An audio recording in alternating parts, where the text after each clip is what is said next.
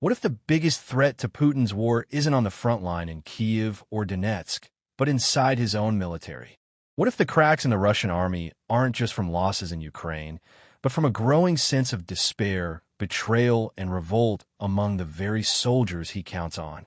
Tonight we examine shocking new signs: rising suicides, drug overdoses, non-combat deaths, desertions, and whispered dissent among officers. All warning signals that Washington and the West are now calling a serious red flag. Because if true, if the backbone of the Kremlin's war machine begins to fracture from within, the consequences could reach far beyond the war zone. This isn't just about Ukraine. It could shape the future of Europe, NATO, and the global balance of power. Since 2022, the full-scale invasion of Ukraine by Russia under Putin has consumed enormous human and material resources. But beyond battlefield losses, recent reporting suggests the war's strain is increasingly showing inside the ranks of the Russian armed forces.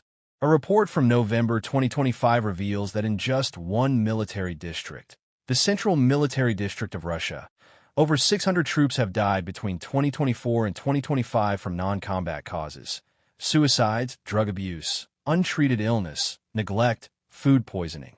In 2024 alone, at least 71 servicemen reportedly committed suicide.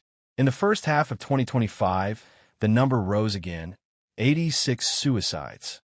That figure doesn't include deaths from overdoses or poor living conditions.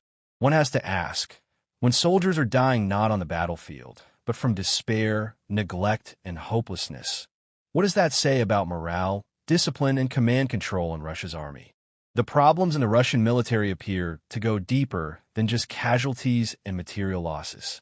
Analysts point to a systemic breakdown in morale, discipline, and basic logistics as indicators of a more serious problem: an institution under strain.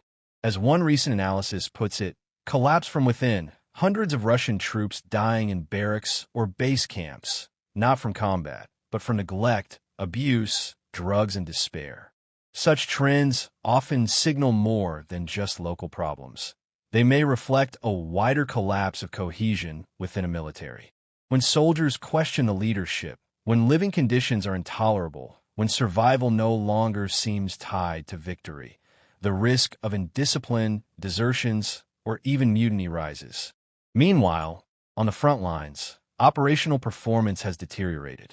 According to a 2025 brief from the Center for Strategic and International Studies, SIZE, Russian forces have failed to make decisive breakthroughs, suffering heavy casualties and losing more equipment than they can replace.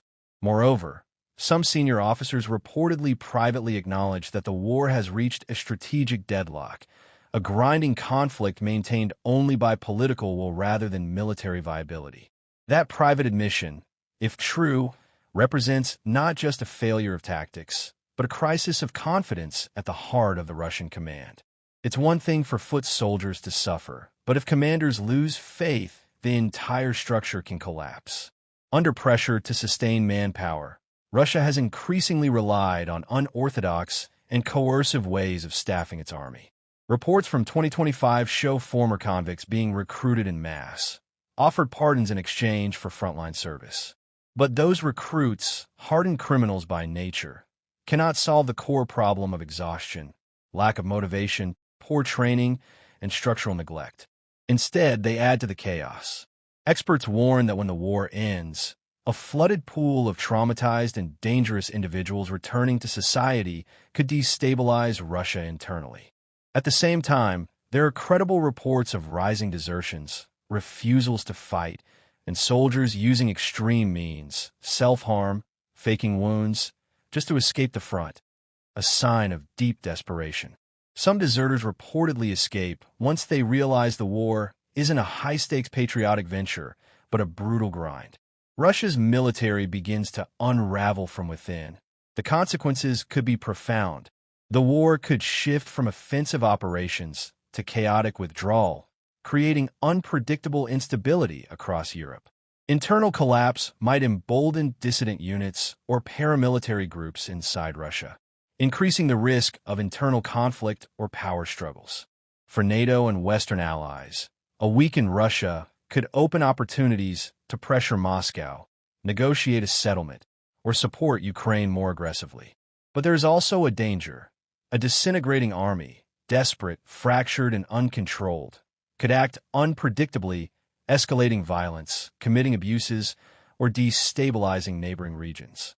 Putin's gamble on brute force may backfire not only on the battlefield, but within the very machinery he depends on. It's important to note that much of this information comes from intelligence leaks, anonymized sources, and wartime propaganda. Verifying desertion rates, suicides, or internal dissent is difficult under the tight media control imposed by the Kremlin. Deaths from non-combat causes, for instance, are often unreported or obscured. Food poisoning, drug overdoses, poor medical care. These aren't typically documented by official sources. According to independent reports, Russian authorities have revived repressive Soviet-era tactics to silence dissent at home, including forced psychiatry and criminal prosecution of anti-war voices.